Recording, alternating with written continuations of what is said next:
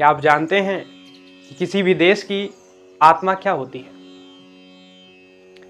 किसी भी देश की आत्मा उसकी संस्कृति होती है, उसकी सभ्यता होती है, उसका विचार होता है। जैसे भारत की संस्कृति सबसे प्राचीन संस्कृति है। अब संस्कृति कहते किसे हैं? क्या हमारे पास जो यह अत्याधुनिक साधन हैं, सुख शांति के अनुभव हैं, या फिर कोई विचार है? ऐसा कुछ भी नहीं है। संस्कृति हमारे विचारों को सकारात्मक ढंग से, हमारे कार्यों को सकारात्मक कार्यों की ओर प्रेरित करती है। संस्कृति हमारे पूर्वजों के द्वारा हमें प्राप्त होती है।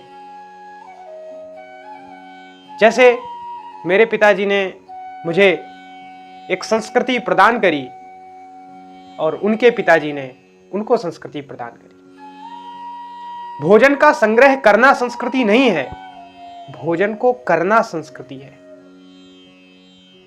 कपड़े का संग्रह करना संस्कृति नहीं है, कपड़े को पहनना संस्कृति है।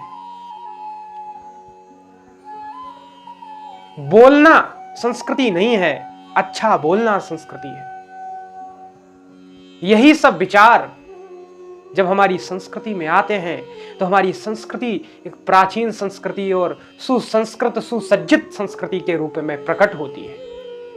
अब यह अच्छी संस्कृति हमें कैसे प्राप्त होती है? तो यह तो हमारे धर्म ग्रंथों से प्राप्त होती है, हमारे वेद से प्राप्त होती है, हमारे पुराण से प्राप्त होती है, हमारे गीता उपनिषद वेदांत से प्राप्त होती है।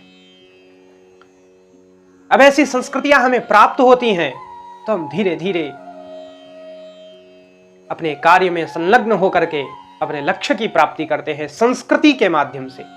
और यदि हम संस्कृति को, अब जैसे हमारी संस्कृति है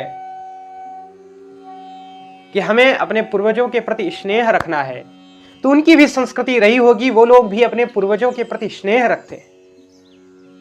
जैसे रोम, यूनान, रूस, अमेरिका, इनकी संस्कृतियां भांति भांति की हैं। इनके यहाँ कुछ और परिवेश है, इनके यहाँ कोई और संस्कृति है। हमारे यहाँ विवाह की संस्कृति है, हमारे यहाँ जन्म की संस्कृति है, हमारे यहाँ मरण की संस्कृति है। संस्कृति से ही संस्कार उत्पन्न होता है। जब हमारी अच्छी संस्कृति होगी तो अच्छे संस्कार होंगे, और यदि अच्छे संस्कार होंगे तो अच्छा मनोभाव होगा। अच्छा मनोभाव होगा तो जीवन में सब अच्छा ही अच्छा होगा। अब संस्कृति को सुधारे कैसे? यदि संस्कृति बिगड़ गई है, विचारों में नकारात्मकता आ गई है, तो कैसे सुधारें? तो देववाणी संस्कृत ही संस्कृति को शुद्ध बना सकती है। यदि हम संस्कृत की शरण में जाएंगे तो अवश्य, मेरा अनुभव कहता है कि हमें संस्कारी और सुसंस्कृति के रूप में एक अद्भुत ज्ञान की जिज्ञासा होगी और एक अद्भुत अनुभव हमें प्राप्त होगा।